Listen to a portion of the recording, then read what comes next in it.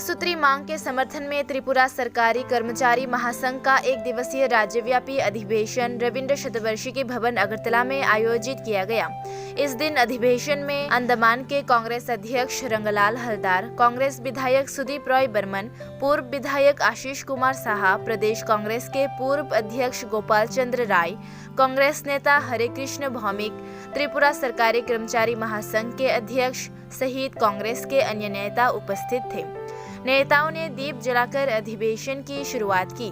आज अधिवेशन में बोलते हुए कांग्रेस विधायक सुदीप रॉय बर्मन ने कहा कि राज्य सरकार द्वारा दिया जाने वाला पे कमीशन सच में पे कमीशन नहीं है। ऐसा कहकर सरकारी कर्मचारियों की तनख्वाह सिर्फ थोड़ी सी ही बढ़ा दी गई है। लोगों ने सरकार से कई मांगे की है, लेकिन सरकार ने कोई जवाब नहीं दिया। वर्तमान सरकार विरोधी मनोवृत्ति वाले कर्मचारियों को दूर दूर ट्रांसफर कर रही है। उन्होंने इस दिन राज्य सरकार की नीतियों पर भी चर्चा की। আমলে যে কর্মচারী বঞ্চনা তা দূরীকরণের নানা প্রতিশ্রুতি দিয়ে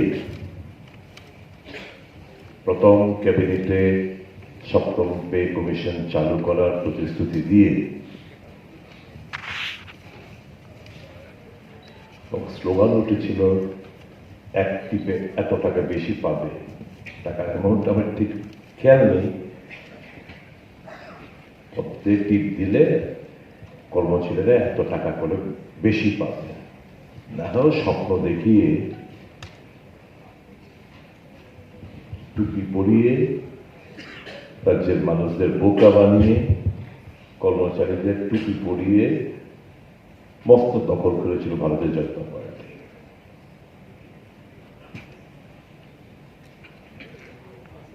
যা পেলেন সেটা হচ্ছে ট্রিটমেন্ট ফ্যাক্টরে 0.32 বাড়িয়ে এটাকে 57 করে বিশাল একটা বকেয়া দিয়ে পাওনা ছিল। কোনো ধরনের সেন্ট্রাল গভর্নমেন্টের এমপ্লয়িজের যে অ্যালাউন্সগুলো, গ্র্যাচুইটি বলুন, হাউস রেন্ট বলুন, কোনো কিছু না বাড়িয়ে জাস্ট ট্রিটমেন্ট ফ্যাক্টরটা সামান্য কিছু বাড়িয়ে বলতে শুরু করেছে যে 7th পে কমিশন হুবহু চালু হয়ে গেছে রাজ্যে।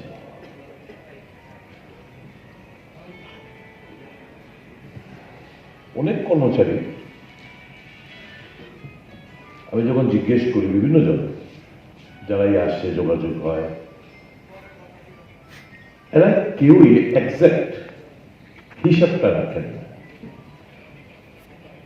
স্বাভাবিকভাবে ফিটমেন্ট ফ্যাক্টর বাড়ার প্রেক্ষিতে খানিকটা বেতন বেড়েছে।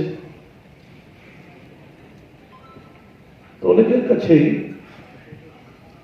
কত ডিপ্রাইভ হলো, কত ন্যায্য পাওনা থেকে এরা বঞ্চিত হলো, তার হিসাবটা কিন্তু কেউই রাখেন না। এটুকু বলতে পারি, সরকারি শিক্ষক, কর্মচারী, পেনশনার্সরা দারুণভাবে বর্তমানে তাদের ক্ষতিগ্রস্ত হতে হচ্ছে অর্থনৈতিক দিক দিয়ে। সরকার আসার পর একটা কর্মচারী বিরোধী একটা সিদ্ধান্ত নেয়, একটা অনেকগুলো। আপনারা জানেন অনিয়মিত কর্মচারীরা 10 বছর কাজ করার পর তাদের যে নিয়মিতকরণের যে একটা সার্কুলার ছিল গভর্নমেন্টের তরফ থেকে, সেটা তারা প্রত্যাহার করে না। এখন অনিয়মিত কর্মচারীদের নিয়মিতকরণের পদ্ধতি কি, কবছর গেলে হবে, কোনো কিছু নতুন আর সার্কুলার কিন্তু সরকারের বর্তমান সরকারের তরফ থেকে আনা হয়নি, শুধু প্রত্যাহার করে নেওয়া হয়েছে। কিন্তু ফ্রেশ কোনো সার্কুলার আজকের তারিখ অব্দি নেই। অর্থাৎ যারা অনিয়মিত কর্মচারী তাদের ভবিষ্যৎ কিন্তু ঝুলে রয়েছে একটা অনিশ্চয়তা দিকে। এই ব্যাপারে আপনি দেখলাম ডাইং হার্নেস কেস, 50 বছর পরে কেউ মারা গেলে সরকারি কর্মচারীদের পরিবারের যদি শিক্ষিত কোনো তার স্ত্রী হোক, ছেলে মেয়েরাই হোক, যোগ্যতা থাকেও, he or she is being deprived of the legitimate right যেটা আগে ছিল। 2004 একটা সার্কুলার বের করেছিল যে হ্যান্ডফোর্ড যারা রিটায়ারমেন্ট যাবে এই ভ্যাকেন্ট পোস্টটা 1 বছর অবধি তার মেয়াদ থাকবে, তারপরে এই পোস্টটা অ্যাবলিশড হয়ে যাবে। বছরের পর বছর হাজার হাজার শূন্য পদ অ্যাবলিশড হয়ে যাচ্ছে। পরবর্তী সময় পোস্ট আবার ক্রিয়েট করতে গেলে আবার ফিনান্সিয়াল কনকারেন্সের প্রয়োজনীয়তা হয়, ফিনান্স তাল বাহানা করে। ওই সময় এই সার্কুলারটা যেটা ছিল, আমি বলেছিলাম এটা তো মানে বেকারদের কাছ থেকে আসল তথ্যটা সরিয়ে দেওয়ার উদ্দেশ্য নিয়েই করা হয়েছে। তারা যেন কোনো সময় কত শূন্য পদ রয়েছে বিভিন্ন দপ্তরে, এই তথ্যটা যেন না জানতে পারে, তার জন্য ওই 1 বছরের মেয়াদের পর এই পোস্টে অ্যাবলিশড হয়ে যায়। এখন কেউ একটা আরটিআই দিল, এডুকেশন ডিপার্টমেন্টে ধরুন অমুক কত পদ শূন্য পড়ে রয়েছে, এরা যে ফিগারটা দেবে সেই ফিগারটা হবে জাস্ট 1 ইয়ার। যারা জাস্ট এইবার রিটায়ারমেন্টে গেল 1 বছর অব্দি, যেহেতু এটার লনজিভিটি আছে, ওই 1 বছরের আরটিআই ফিগারটা দেবে। কিন্তু এর আগের বছর যেটা বিশাল বড় একটা কর্মচারী সমাজ যারা পেনশনে গেছেন, যে ভ্যাকেন্ট পোস্টগুলো, তার হিসাবটা কিন্তু ওরা দিচ্ছে না। কাজে এই যে যারা রিপ্লাই পায় আরটিআই করে, এটা কিন্তু সত্য থেকে অনেক দূরে। কারণ ওই সার্কুলারের প্রেক্ষিতে এই সার্কুলারটা প্রত্যাহার করার জন্য আমি দাবি জানিয়েছিলাম, no response from the government. যদি করতে পারিনি, ইন্টারেস্ট অফ পাবলিক বলে ঠিক করি, কিন্তু পাবলিক ইন্টারেস্টের কথা বলে ঠিকই, কিন্তু একটাই উদ্দেশ্য নিয়ে তারা করে, শায়েস্তা করা। বিরোধী মনোভাব সম্পন্ন কোনো রাজনৈতিক দলের সাথে ওতপ্রোতভাবে আছে জড়িত জানতে পারলে, অসুস্থই হোক, হাইপার টেনশনের রোগী হোক, হার্টের পেশেন্ট হোক, ক্যান্সার পেশেন্ট হোক, অনেক ক্যান্সার পেশেন্ট বাধ্য হয়ে হাইকোর্টে মামলা করতে হয়েছে। নার্ভাস যে প্রবলেম, ফ্যামিলি প্রবলেম, কোনো কিছু তারা কর্ণপাত করে না। এই গভর্নমেন্টটা হচ্ছে ডেফ অ্যান্ড ডাম্ব গভর্নমেন্ট, না শুনতে পায়, না দেখতে পায়, না কিচ্ছু। মানুষের যে দুঃখ দুর্দশার কথা তারা কর্ণপাত করতেই যাচ্ছে। এই সরকার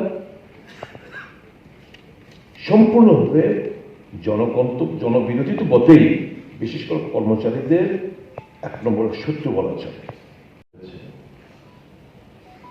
সেখানে ওল্ড পেনশন স্কিম চালু করেছে এবং এই হিমাচল প্রদেশে আমাদের মূলত যে নির্বাচনের প্রতিশ্রুতি দিয়ে আমরা নির্বাচনটা লড়াই করার চেষ্টা করছি, অনেকগুলোর মধ্যে একটা হচ্ছে যে ওল্ড পেনশন স্কিম হিমাচল সরকার দখল করলে ওল্ড পেনশন স্কিম চালু করবে। তো এতে সরকারি কর্মচারীরা পেনশনের দারুণভাবে খুশি হয়েছেন এবং আমাদের বিশ্বাস ওখানকার কর্মচারী সমাজ একটা সমুচিত জবাব দেবে।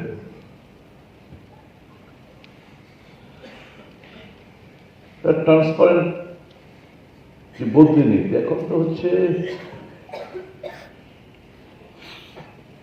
যদি কাউকে চিহ্নিত করতে পারে, কেউ যদি কোনো মতামত প্রকাশ করে, ফেসবুকে হোক, টুইট করেই হোক, সামাজিক মাধ্যমে হোক, কেউ যদি কোনো অন্যায় প্রতিবাদ করে, তাহলে তাকে চিহ্নিত করে তাকে দূর দূরান্ত বদলি করা হচ্ছে। আমি যখন মন্ত্রী ছিলাম, আমি একটা জিনিস বলেছিলাম, কারণ অনেক গার্ডিয়ান আমার কাছে আসতো। আমি দেখুন, সরকারের কাছে আমার প্রস্তাব ছিল, কর্ণপাত করিনি সেটা আলাদা কথা। আমি বলেছিলাম কর্মচারীদের তাদের যখন ছেলে মেয়েরা মাধ্যমিক যখন দেয় ওই বছরটা 11-12, যখন ছেলে মেয়েরা 11-12 পড়াশোনা করে, এই তিনটা 10-11-12, প্লিজ এনশিওর যে কর্মচারীরা তাদের ছেলে মেয়েদের কাছে যেন থাকতে পারে, যাতে করে